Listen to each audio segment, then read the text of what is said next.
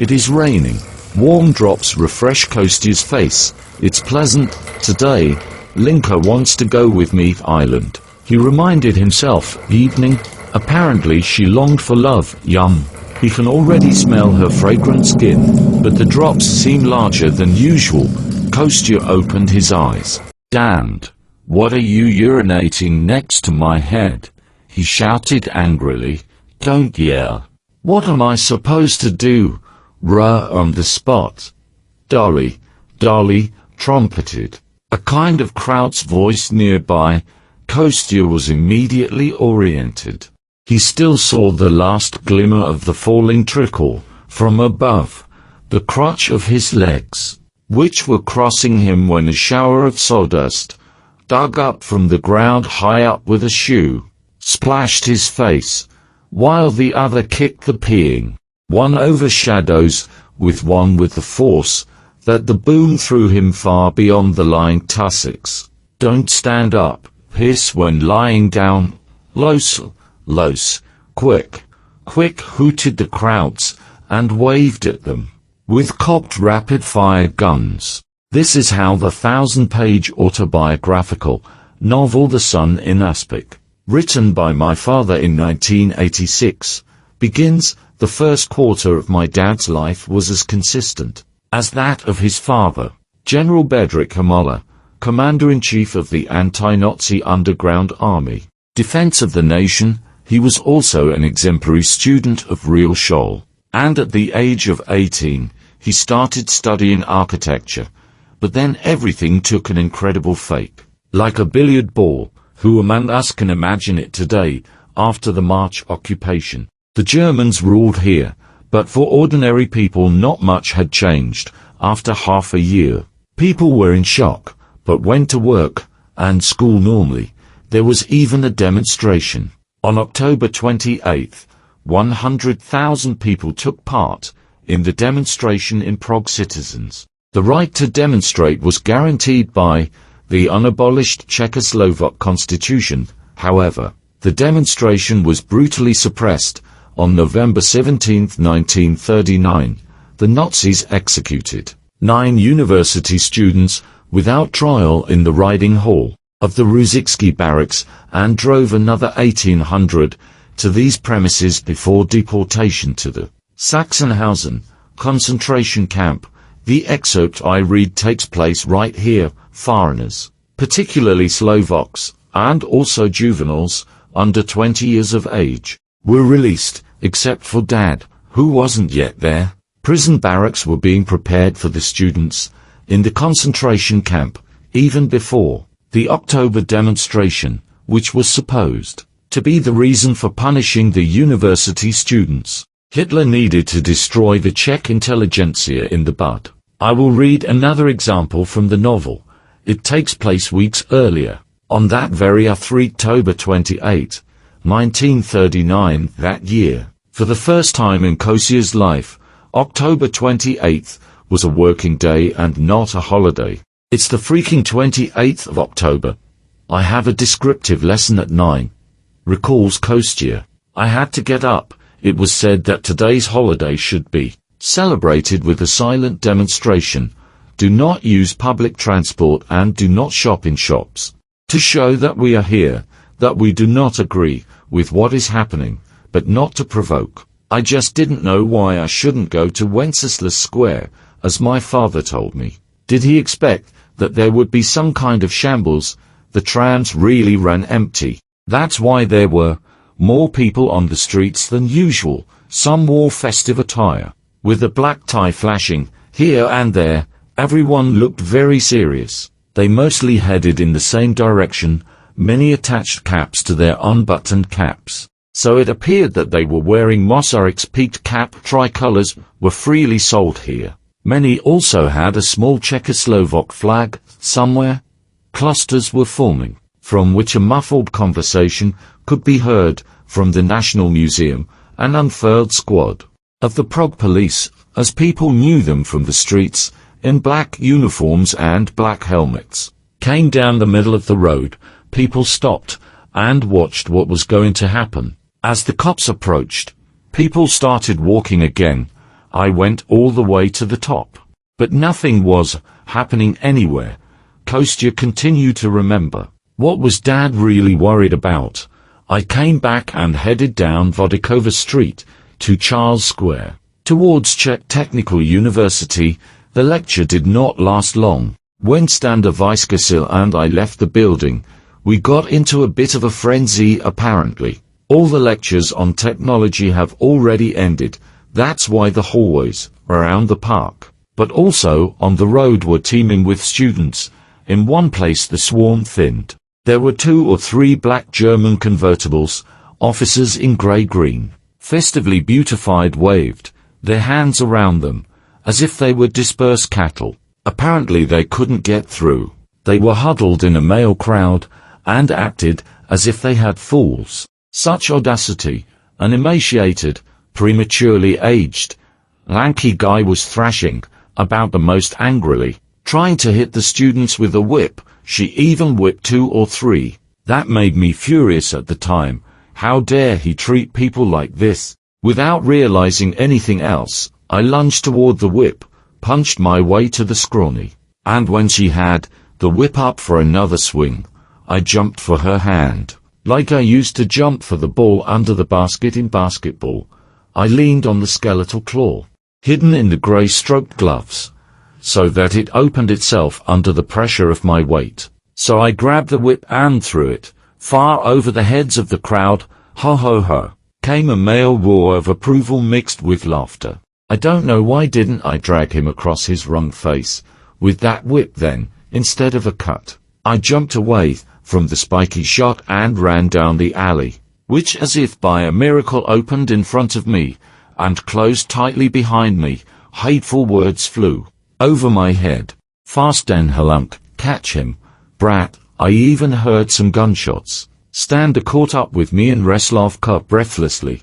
He shouted at me, take my coat, so they don't recognize you. Throw yours away. Why, you don't just get out of the crowd, indeed. The roar from the intersection continued, and now even the mutts started their engines. Cars will probably want to make their way. Don't be crazy. Take it, after all. It was K.H. Frank. What, you didn't recognize him? No, I have never seen him. But I was already holding the door handle of the administration of the Orthodox Church. Patriarch urged. I am new in my youth. I used to go here with my mother. To the Church of Cyril and Methodius, of course. Then I am broke up with the god. Mum sometimes stopped by garages. They probably knew each other from their youth. He will hide me, I thought. If necessary, it wasn't. Frank probably had other problems on his mind than chasing one student. Something is happening on Wenceslas Square. Don't you know anything about it? Goraj asked me. It's quiet there. I was there after all. But when? They called me a while ago. They are shooting there. Just then a man entered the door, no knocking. Probably familiar. He kept it short, a handkerchief soaked in blood. Goraj called the woman who treated the stranger. He was looking at the incoming question. What's going on there anyway? There are German policemen in helmets and with rifles in their hands. Out of nowhere, they started pushing, calmly strolling people from the square. I was just at Panska's. People didn't want to take it. Like why they shouldn't be able to walk around their square and started protesting. Every now and then there was some cursing. The Germans still had their flintlocks cocked, but there were people so much, so that they were pushed back onto the road. The Germans started barking at each other like dogs, and then a shot rang out. Immediately the second, and suddenly there was shooting in the square. People didn't want to give up massacre and disappeared into the side streets. Goraj looked at him strangely sternly. What were they supposed to do? They were without weapons. They in the helmets had rifles. Where was he? Dad asked me with obvious relief. In a lecture. I answered with part of the truth. I couldn't admit that I was. He didn't listen to his advice. That's good. There was a shooting on Wenceslas Square. How do you know? He shrugged. So he works against the Germans, I realized at the time.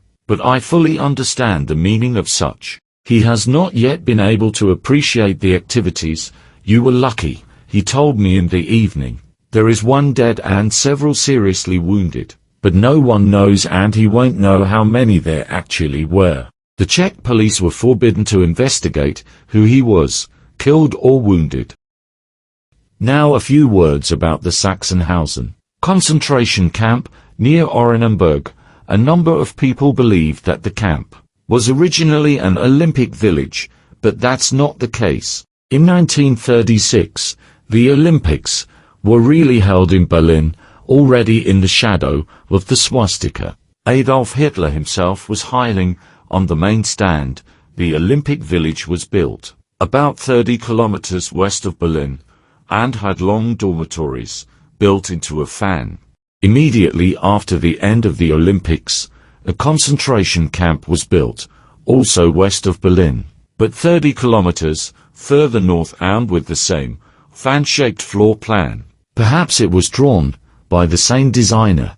When former prisoners saw photos of the Olympic village, they thought it was the prison where they were interned. The camp was referred to as a modern educational facility. Delinquents were supposed to be re-educated to the Nazi ideology, which was so admired in Germany. The camp was conceived as a model and various methods were tested there, which were later used in other camps, including gas chambers, shooting in the back of the head, under the pretext of measuring height in a doctor's office, six-place gallows with a winch, mass execution shooting range. The camp had a capacity of 16,000 prisoners. 200,000 people passed through it, about half of whom perished.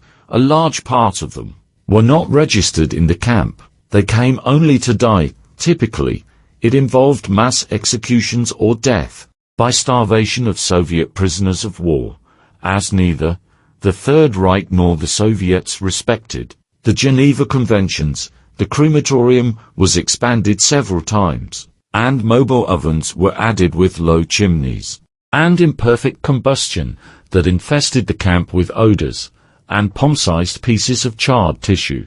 1230 Czech students were interned. According to the named list, 35 of them did not survive. The students were officially designated as hostages, which was no joke, because in the camp, for example, 30 students of the Jagiellonian University in Krakow, also hostages, were executed in the camp in retaliation for 3 German officers shot by partisans. At a ratio of 10-1 today, the camp is a place of worship. Most of the barracks have been demolished, and in the few that are left, there is an exhibition about practices in the camp. I must say that I could not recover from the visit to the camp for a month, and I was there for 2 hours as a visitor, with my hands in my pockets, and not for 3 years really. The prisoners in the camp were helpless at the mercy of the armed, sadistic SS. When someone displeased the guard, or maybe just forgot to take off their cap, they were driven into high-voltage wires, and so-called shot on the run, or even beaten on the set. Life, in quotes, in the camp illustrates, among many others, the situation after the escape of a prisoner, where part of the prisoners, including students, the rest of the camp was spared as labor, had to stand in the appeal square, poorly dressed in linen pajamas, at attention in -32 degrees Celsius, until the escapee was caught. So 9 o'clock, a number of prisoners froze to death. The students had frostbite, especially on their legs, which were difficult to heal.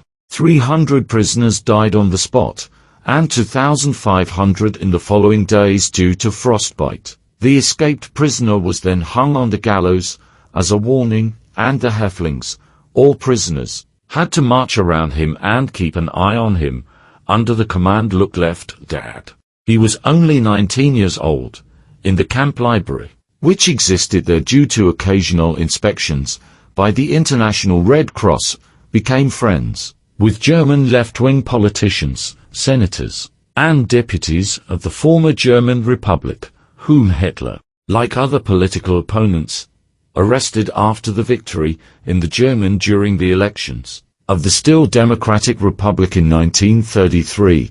These prisoners built the camp in 1936, ran the self-government and played an unequivocally positive role in the camp. Kostya, the central character of the novel and the alter ego of the author, clung to them with a kind of filial love. Some of them were communists and were tasked with hunting new sheeps in the Nazi hell.